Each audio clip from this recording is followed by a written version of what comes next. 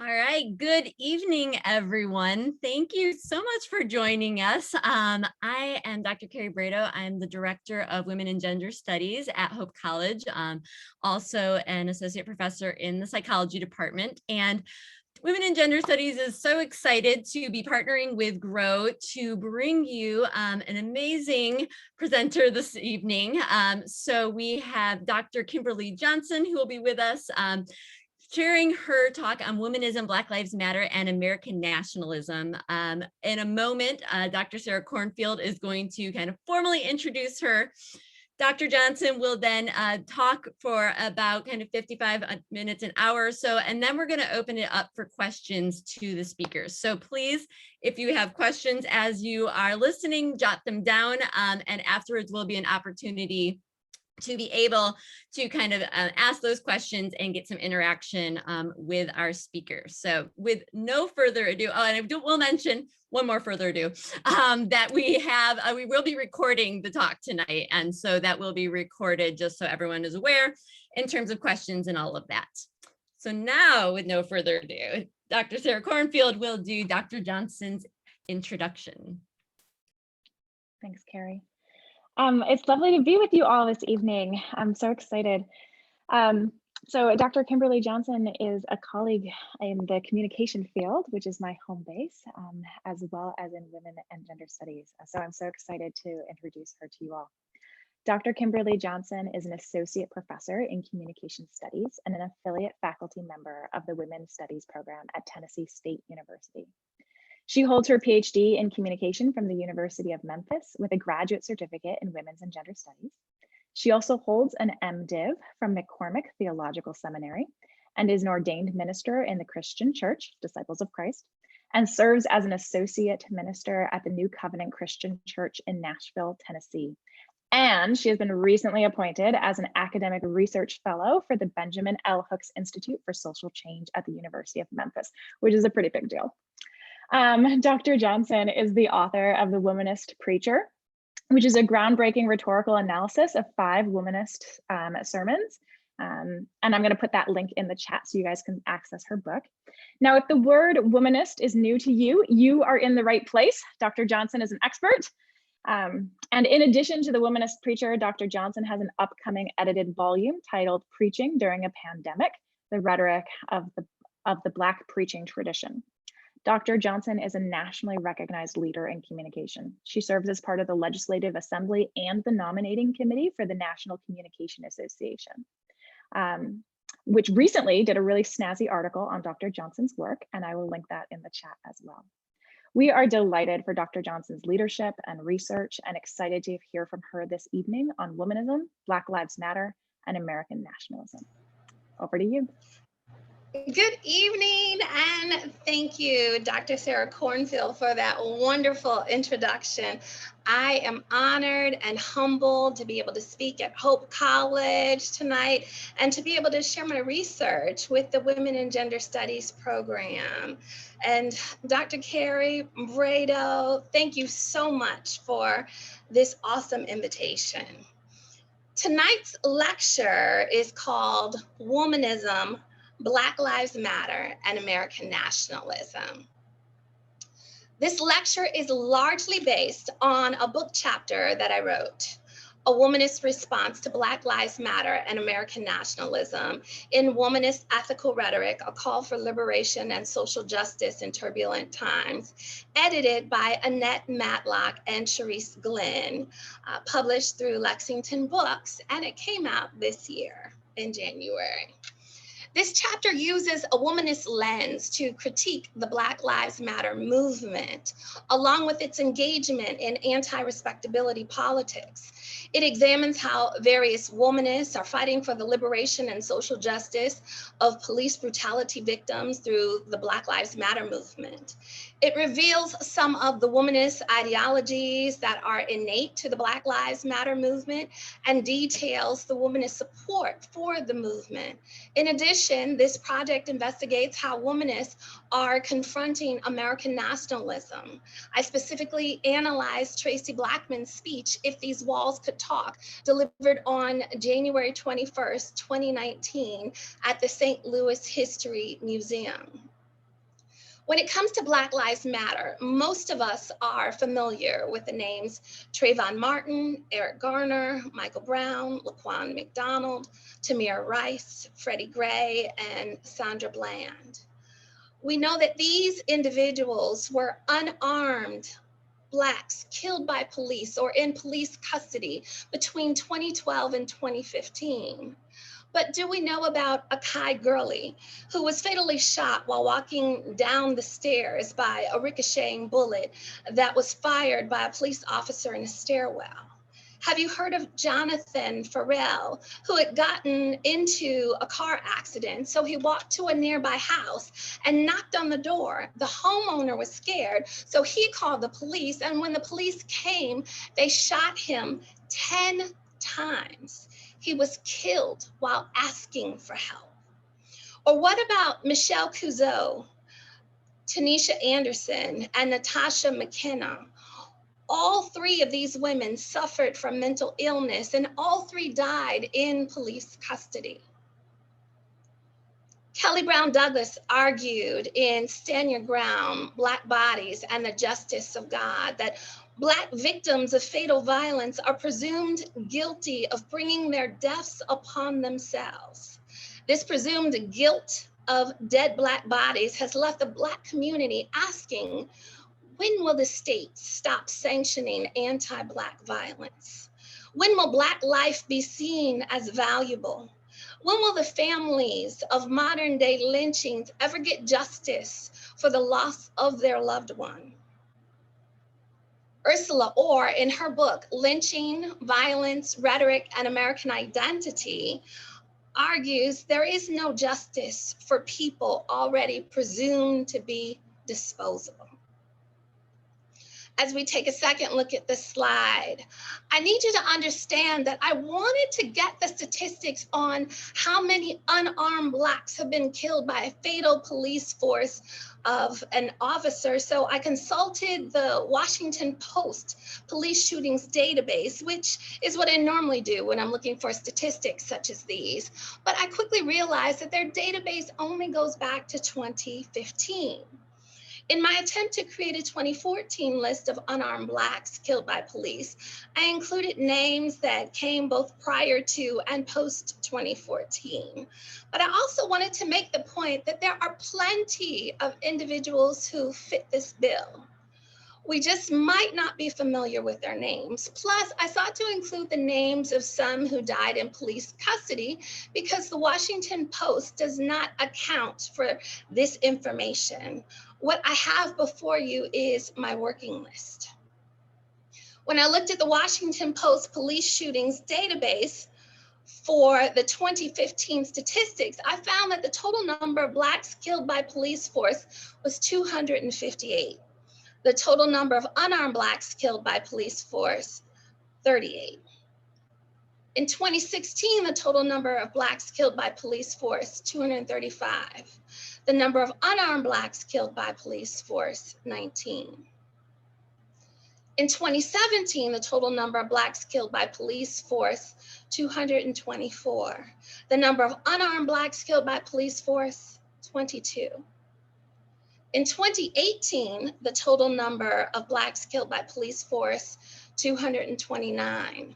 The number of unarmed Blacks killed by police force, 23. In 2019, the total number of Blacks killed by police force, 249. The number of unarmed Blacks killed by police force, 12. In 2020, the total number of Blacks killed by police force, 241. The number of unarmed Blacks killed by police force, 18. And in 2021, the total number of Blacks killed by police force so far is 30, and the number of unarmed Blacks killed by police force, 3. The names of these unarmed Blacks killed by police force between 2015 and 2021 are as follows. These are the names of those killed in 2015 and 2016. And these are the names of those killed in 2017, 2018, and 2019. These are the names killed in 2020, and 2021. And we are still awaiting the August trial of the ex-Louisville police officer charged for the death of Breonna Taylor. And George Floyd's family is being re-traumatized daily as they witness the Derek Chauvin trial proceedings. And then just yesterday, Daunte Wright became another victim killed by police force. As you can tell, we still have a lot of work to do because there is too much Black blood being slain at the hands of those who took an oath to protect and serve. I compiled a list of over 160 names that represents over 160 unarmed individuals who were killed by police force. But the truth of the matter is that even one Black body is one too many. It was this reality that prompted 3 radical Black organizers, Alicia Garza, Patrisse Cullors, and Opal Tometi, to launch the Black Lives Matter movement in 2013. In order to talk about Black Lives Matter, we must first talk about the exigency which initiated the need to launch a Black Lives Matter movement. On February 26, 2012, 17-year-old Trayvon Martin was walking home from the store with a bag of Skittles and a can of iced tea to the retreat at Twin Lakes gated community in Sanford, Florida, when the neighborhood watch captain, George Zimmerman, reported him as a suspicious person to the police. Zimmerman ignored police instructions to stay in his SUV and instead initiated a verbal and physical exchange with Trayvon Martin that resulted in him firing his gun and killing Trayvon, which he claimed to be an act of self-defense. On April 11th, 2012, Zimmerman was charged with second-degree murder. By July 13, 2013, Zimmerman was found not guilty. On February 24, 2015, the U.S. Justice Department announced that no federal civil rights charges would be brought against Zimmerman, resulting in another vigilante death of a Black body that has gone unpunished. The launch of Black Lives Matter came in response to the acquittal of George Zimmerman. This movement is rooted in the experiences of Black people who actively resist dehumanization. Even though the movement had not been established in time to support the family of Trayvon Martin, it was up and running in time to support the family of Michael Brown. On August 9th, 2014, in Ferguson, Missouri, Michael Brown was shot and killed in Ferguson by then police officer Darren Wilson. In 15 days, Darnell Moore and Patrisse Cullors organized the Black Lives Matters ride, where over 600 people gathered in St. Louis to support those who were being brutalized by law enforcement and criticized by the media. Michael Brown's death was the catalyst for launching the Black Lives Matter global network that now has more than 40 chapters. Alicia Garza, Patrisse Cullors, and Opal Tometi claim that Black Lives Matter is an ideological and political intervention in a world where Black lives are systematically and intentionally targeted for demise. It is an affirmation of Black folks' humanity, our contributions to this society, and our resilience in the face of deadly oppression. The Black Lives Matter organization works to end state-sanctioned violence against Black people and to end vigilante violence inflicted on Black communities. Black Lives Matter affirms the lives of Black, queer, and transgender individuals, the disabled, the undocumented, individuals with criminal records, women, and all Black lives along the gender spectrum. It aims to center those who have been marginalized within Black liberation movements. The Black Lives Matter campaigns have focused on racial injustice, police brutality, criminal justice reform, Black immigration, economic injustice, the LGBTQIA+ community and human rights, environmental conditions, voting rights and suppression, healthcare, government corruption, education, and common sense gun laws. When Amanda Nell Edgar and Andre E. Johnson sat down with members of Black Lives Matter to write their book, The Struggle Over Black Lives Matter and All Lives Matter, to ask Black Lives Matter participants, what does Black Lives Matter mean to you? They discovered that many of the responses were framed in terms of the meaning of humanity. One example of this type of response comes from Ganda, an African-American who's 35, explained that Black Lives Matter means life. She elaborated, it means life, not just us here existing, but us being able to live, access to good food, clean water. These are the things that living beings have. That's what Black Lives Matter means to me. Ganda's understanding is rooted in life and the ability to access our basic needs.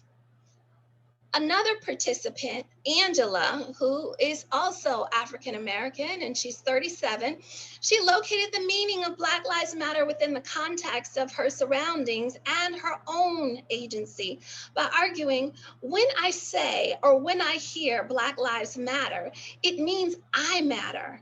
Our entire culture and generation was taken from another country and brought here.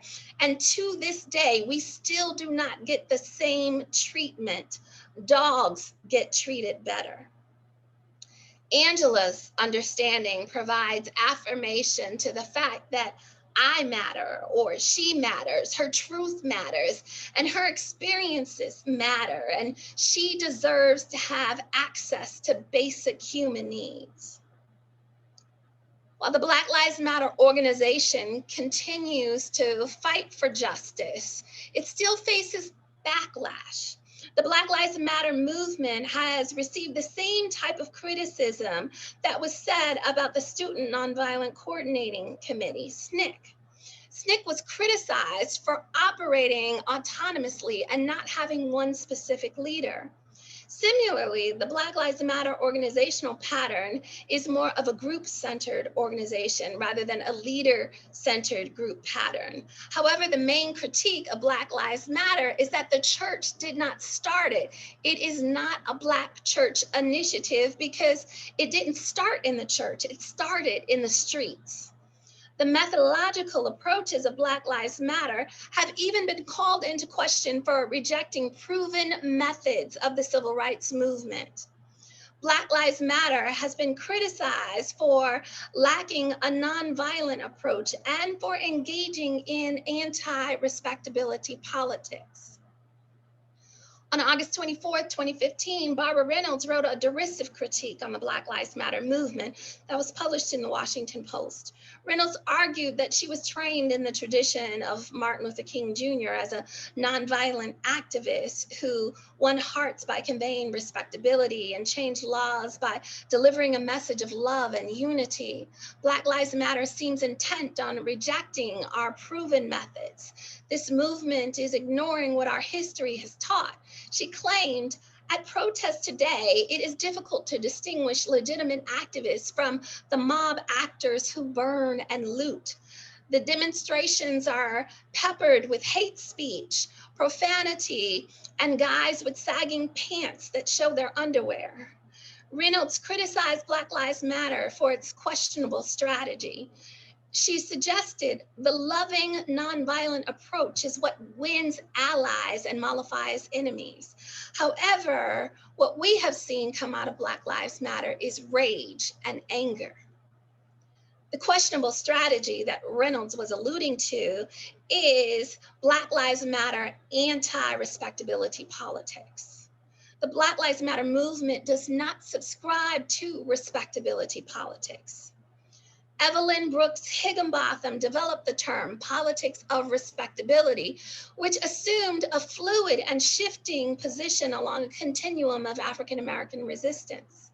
The discourse emphasized manners and morals while simultaneously asserting traditional forms of protest such as petitions, boycotts, and verbal appeals to justice. Alyssa B. Richardson argues that the aim of respectability politics was to be a living contradiction to the crude stereotypes of Black women as it sought to develop counter discourses of Blackness.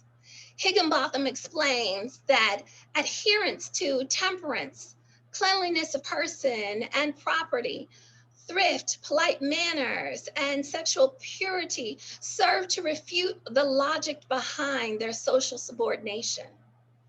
This particular tactic forced Black women leaders into a sense of invisibility. However, anti-respectability politics did not coerce women into silence. Richardson claims anti-respectability as an approach to political communication picks up where womanist movements of the mid-1970s left off, with intentionally radical performances of self and strong promises to value the most vulnerable Black lives. Anti-respectability asks that one brings their intersectional identity to the protest. Anti-respectability politics does not require one to have to fit into any preconceived box, because individuals are invited to bring their whole selves to the Black Lives Matter movement, and women are not required or expected to take a backseat to leadership. When we look at what some wominists are saying about Black Lives Matter, there is a growing sense of support from womanist scholars and practitioners. When Brittany Cooper looks beyond respectability, she sees an embodied discourse. Embodied discourse refers to a form of Black female textual activism wherein race women assertively demand the inclusion of their bodies, and in particular, working class bodies and Black female bodies, by placing them in the text they write and speak. Embodied discourse disrupts the politics of respectability as the paradigmatic frames through which to engage Black women's ideas and their politics. Women are using their voices and their bodies to navigate the public sphere. Embodied discourse invites womanist activists to center their own experiences and to allow those representations of self to shape their activism. Pamela Lightsey, a womanist theologian, defended Black Lives Matter activists at Boston University's Social Justice Institute in 2015 when she explained the disconnect between Black Lives Matter and the older civil rights cohort. She said, Black Lives Matter activists respect the leaders of another day, but they are not going to bow down to them. They can't come into a protest march and demand a front seat or to jump on the front lines when the cameras are on. The movement is not a Black church initiative. Lightsey also clarified why Black Lives Matter does not subscribe to receiving orders from the typical heterosexual Black male who sits at the top of a civil rights hierarchical model. Black Lives Matter intentionally focuses on the needs of queer Blacks, the Black transgendered, the Black undocumented, Black incarcerated, and others who are hardly a speck on today's political agenda.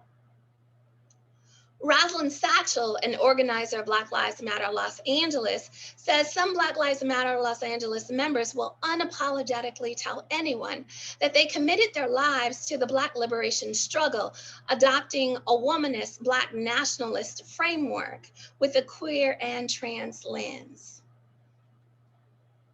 The Black Lives Matter Global Network claims we are a collective of liberators who believe in an inclusive and spacious movement. We also believe that in order to win and bring as many people with us along the way, we must move beyond the narrow nationalism that is all too prevalent in Black communities. We must ensure we are building a movement that brings all of us to the front. Leah Gunning Francis's womanist response to Ferguson is to document the lived experiences of the people to show how different faiths can come together to support a social justice movement birthed out of tragedy. Her book, Ferguson and Faith, Sparking Leadership and Awakening Community, demonstrates how various faiths come together in the fight for humanity. More specifically, how various womanists are fighting for the liberation and social justice of police brutality victims alongside the Black Lives Matter movement. Traci Blackmon's response to Ferguson was to go to the Canfield Green apartments, coordinate a clergy police station meeting, host community forums, and to fight for social justice alongside Black Lives Matter. Blackmon candidly talks about the 3 p.m. meeting at the police station as a God moment because she was able to see God bring diverse people, clergy and non-clergy, of different faiths together for a common cause. From that day forward, Blackmon became a constant figure speaking at rallies, hosting community forums, and delivering speeches in various venues that speak truth to power alongside the Black Lives Matter movement. Now that we have uncovered the womanist critique of Black Lives Matter, we must turn to Traci Blackmon's January 21st, 2019 speech to discover a womanist critique of American nationalism.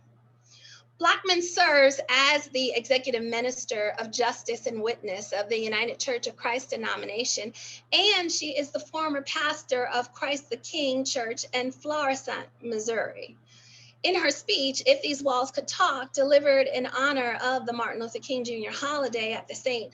Louis History Museum, she says, history has proven time and time again that humanity's insatiable thirst for freedom is so strong that people will risk their lives to quench it, no matter what the barriers may be. And there is no wall, neither physical or otherwise, strong enough or high enough or entrenched enough to stop those who seek freedom. Blackmon's speech is saturated with quotes from Martin Luther King Jr., and she argues that the words from King's speech, East or West, God's children, are eerily haunting, and then lifts up the fact that his speech reminds us that our destiny binds us together in common humanity, common history, common calling, and common hope for the salvation of the world. Blackmon begins her speech by arguing that Dr. King's September 13th, 1964 address, East or West, God's Children, delivered first in West Berlin to a crowd of 20,000 people, and then in East Berlin to a smaller audience of 4,000 people, is still relevant. The speech was given 3 years after the Berlin Wall was built, dividing the Soviet-occupied East Berlin from the US-occupied West Berlin. And King's quote is as follows: "It is indeed an honor to be in this city, which stands as a symbol of the divisions of men on the face of the earth. For here on either side of the wall are God's children, and no man-made barrier can obliterate that fact. Whether it be East or West, men and women search for meaning, hope for fulfillment, yearn for faith in something beyond themselves, and cry desperately for love and community to support them in this pilgrim journey." Blackmon opens her speech with this quote from King to not only lift up the divisiveness that the Berlin Wall created between East Berlin and West Berlin, but to help us realize that the Berlin Wall serves as a metaphor for the US border wall, which means that King's words to East and West Berlin are applicable to the United States and Mexico. King reminds us that on either side of the wall are God's children, and no man-made barrier can obliterate that fact. King was saying that regardless of our barriers, our destiny binds us together, and our common humanity makes us sensitive to each other's sufferings. Blackmon goes on to explain that many people were killed during the 28 years the Berlin Wall divided East and West Berlin, yet about 75,000 were able to escape. She says, history has proven time and time again that humanity's insatiable thirst for freedom is so strong that people will risk their lives to quench it, no matter what the barriers may be. And there's no wall, neither physical or otherwise, strong enough or high enough or entrenched enough to stop those who seek freedom. This insatiable thirst for freedom gets illustrated when Blackmon recaps King's visit to Berlin by explaining that King visited a site earlier that day where border security had shot a man named Michael Myers more than 300 times for trying to crawl under the barbed wire fence at Checkpoint Charlie so that he could escape the communist sector of the city for the democratic sector. Myers survived the attack with the help of US soldiers on the western border. Blackmon admits that King was one who dedicated his life to tearing down walls that divide humanity.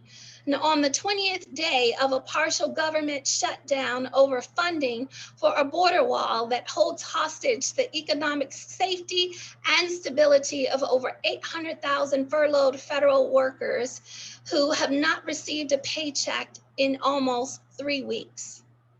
Blackmon begins to define her metaphor by pointing out that she's really talking about the present day divisiveness at the US-Mexican border and Trump's political game to use federal workers as pawns in the scheme to shut down the government over funding for a border wall. She notes that we are more concerned with winning and less concerned about advancing humanity. Blackmon questions what King might say about today's America, the state of our union, and the failure to build bridges across political divisions. She voices a total of 4 questions, and in the last one, she asks, what might he say about the building of walls, both physically and philosophically, that are increasingly becoming the ready-made solution to difference? Her answer is America is in trouble. According to Blackmon, the same pressing question that King asked in his 1967 book, Where Do We Go From Here, Chaos or Community, is applicable today, and we can either choose to move toward chaos or building community.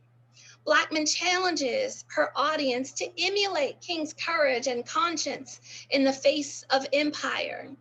She reminds them that King advocated for tearing down all walls, all forms of barriers, both metaphorical and literal. Blackmon critiques the current state of affairs by saying the United States' lack of concern centers around its need to maintain American nationalism. She reminds her audience that King even admonished his listeners to transcend the narrow confines of nationalism. In his 1953 sermon titled, False Gods We Worship, it was in that message that King talked about the false god of nationalism, which affirms absolute sovereignty, white supremacy, chauvinism, and racial prejudice. Blackmon claims that nationalism cannot create community. King is used as an example to help us understand that in order to move beyond chaos, we need a plan. Blackmon quotes King's Beyond Vietnam speech, where he urges America to pull out of the Vietnam War and to admit its wrongful involvement in that speech. King was concerned with saving the soul of America. According to King, a nation that continues year after year to spend more money on military defense than on programs of social uplift is approaching spiritual death. He said, if we are to get on the right side of the world revolution, we as a nation must undergo a radical revolution of values. Blackmon talks about how King's radical revolution of values emphasized love and justice instead of economic nationalism. Blackmon lifts up King's confession that his conscience left him no other choice but to break the betrayal of silence on the US involvement in the Vietnam War, to highlight the fact that we need to let our conscience convict us so that we too will speak truth to the powers of fear and hatred. She inquires as to how we became a nation driven by fear as opposed to faith. Blackmon answers her own question by pointing us to the Bible, Ephesians 2:14, for he himself is our peace, who has made us both one and has broken down in his flesh the dividing wall of hostility. She argues that Paul reminds us that our divisions are not greater than our God. The goal is to get the listeners to understand that Christ's death on the cross made us one with God and broke down the dividing wall of hostility, sin, through God's forgiveness of our sins. Blackmon uses the walls in the scripture as well as the Berlin Wall to define our metaphorical walls that create divisions here in the United States. She frames the walls in the context of barriers to justice and equality by arguing, we have built walls of indifference toward one another that prevent us from empathizing with the plight of those who don't look like us or speak like us or act like us, whatever that us may be. We have built walls of educational inequity by funding school systems through property taxes that ensure a substandard education for those who cannot afford to live in wealthier subdivisions. We have built walls of religious intolerance, walls that make acceptable the lie that this country was founded upon Christian principles as opposed to principles of capitalism cloaked in religious rhetoric. We have built walls of economic injustice when CEOs are making more in 10 minutes than some workers make a year, when a partial government shutdown is an acceptable bargaining tool because we have lost sight of 800,000 families who will be left with nothing to bargain. We have built walls of unjust legal systems when there is absolution for those who can afford freedom and incarceration for those who cannot. We have built walls of inefficiency when the political party one represents has become more powerful than the unifying oath to serve all the people one takes to enter public office in this country. The walls of indifference prevent us from allowing Mexican migrants to seek asylum in the US, and so we deny their entry, detain them in detention centers where we maliciously separate children from their parents, and we make the road to citizenship extremely difficult to attain. The walls of educational inequity gentrify our school systems by funneling the least amount of government funding to the most impoverished communities and the maximum amount of funding to the wealthiest communities, thus guaranteeing the best education to the more affluent students and a substandard education to the poorest students. The walls of religious intolerance make us believe one of the myths that Richard T. Hughes talks about in his book, Myths America Lives By, White Supremacy and the Stories That Give Us Meaning. The myth of the Christian nation, which claims that America is a Christian nation, consistently guided by Christian values. Hughes argues that the founding fathers guaranteed religious liberty and then pushed those doctrines and creeds off to the fringes of the republic On a minimal scale, the Declaration affirms common religious sentiments, but the Constitution only mentions religion in the First Amendment as it applies to Congress, not making laws to be a respecter of religion, and it intentionally fails to mention God or any other religious symbols. Walls of economic injustice, which make room for unequal pay, not just across the gender line, but it denies access to free labor markets because wages are so low that people are unable to save for the future. These walls also allow employees to be used as pawns in a political game of chess that leaves the employees with nothing to bargain with in our free market because they were forced to go without being compensated for 35 days while the elected officials who made this a reality continued to receive their paychecks. The walls of unjust legal systems disproportionately incarcerate Black and brown bodies and function like Jim Crow, as Michelle Alexander, a former criminal attorney with the American Civil Liberties Union, ACLU, argues in her book, The New Jim Crow, Mass Incarceration in the Age of Colorblindness, that mass incarceration in the United States has emerged as a well-disguised system of racialized social control that functions in a manner strikingly similar to Jim Crow. The prison system seems to treat the wealthy, guilty prisoners better than the poor, innocent prisoners.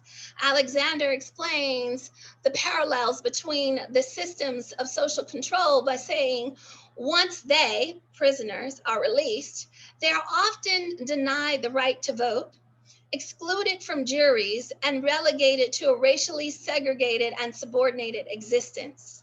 Through a web of laws, regulations, and informal rules, all of which are powerfully reinforced by social stigma, they are confined to the margins of mainstream society and denied access to the mainstream economy. The walls of inefficiency within political parties that cause elected officials to forget about their oath to serve all people is how Donald J. Trump became the 45th president of the United States of America. In fact, Hughes argues, had there been no President Obama, there would never have been a President Trump.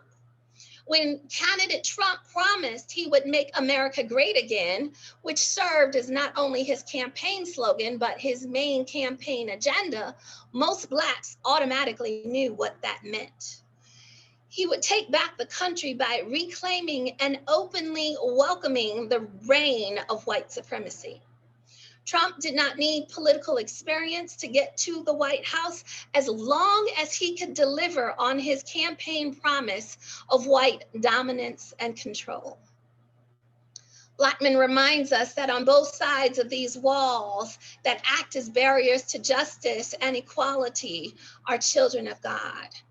She challenges us to examine our own personal walls that we erected, the divisions, the stereotypes, the scapegoating, the ease with which we blame our circumstances on others.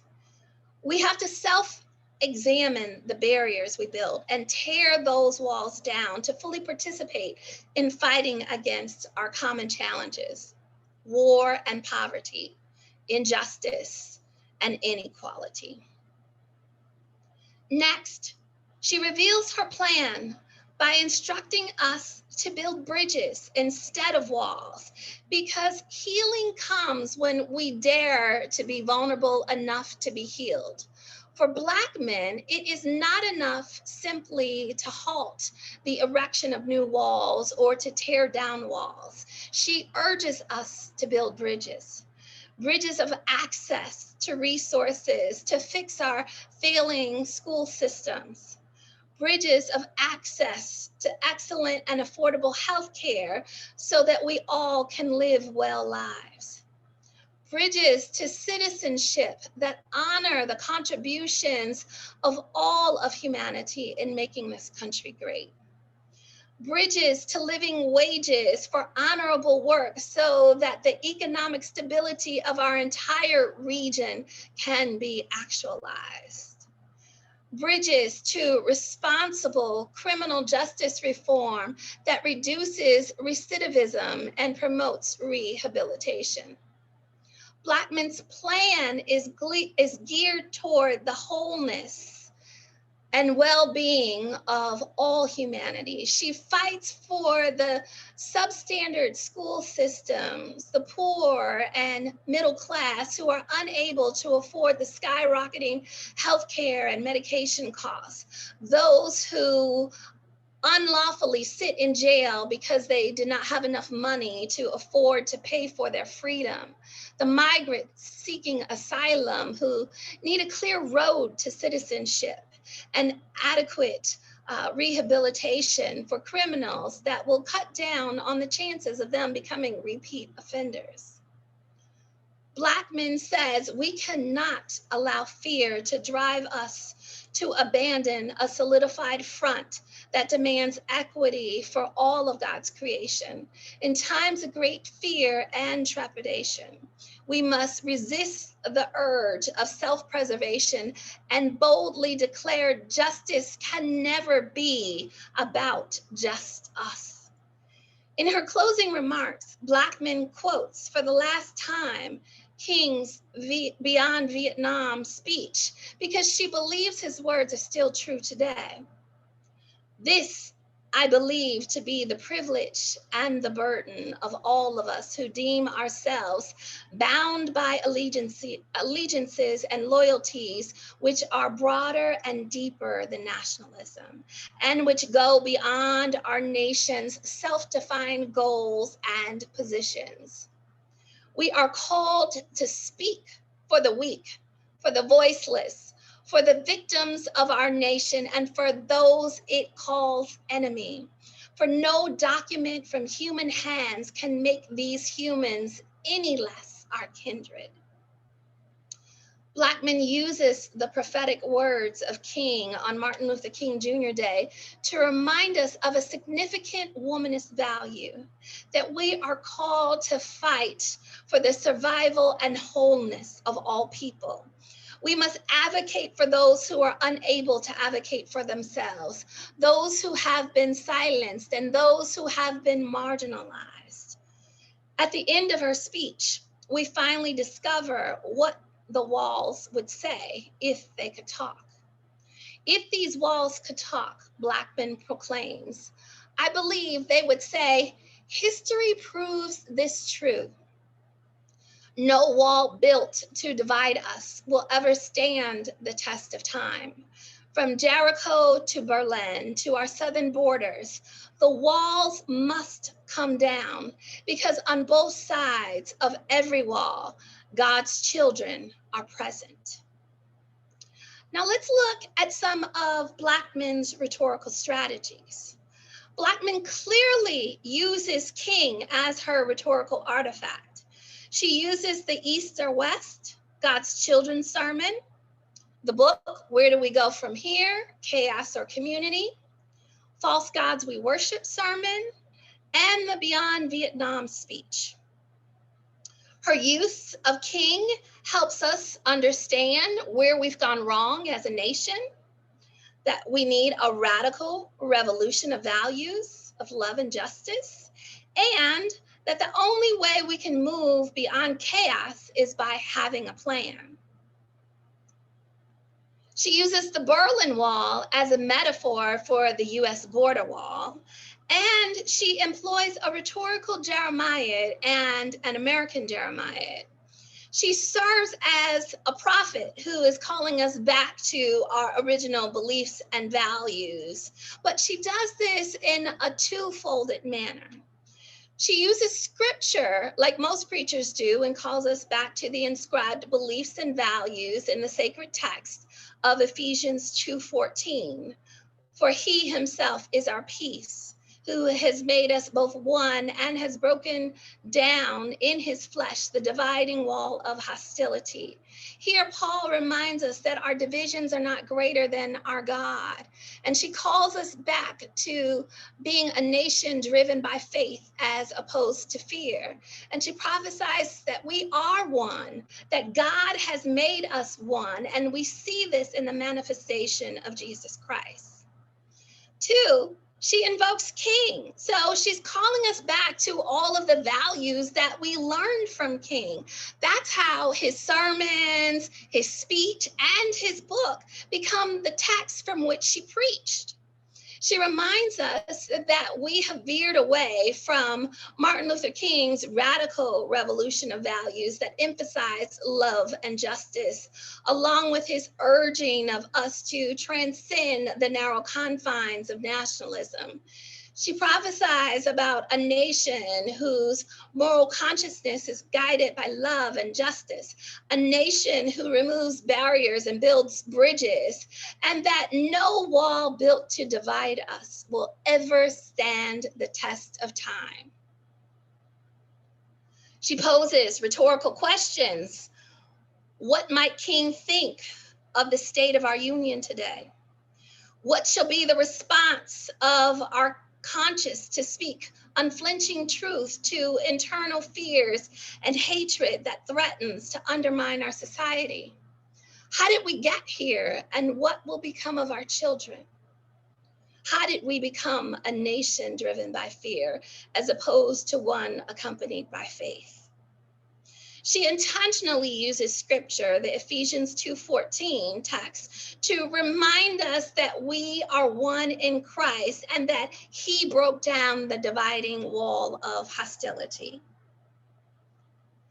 She names the oppression, the walls we have built that need to be torn down, walls of indifference, walls of educational inequity, walls of religious intolerance, walls of economic injustice, walls of unjust legal systems, and walls of inefficiency.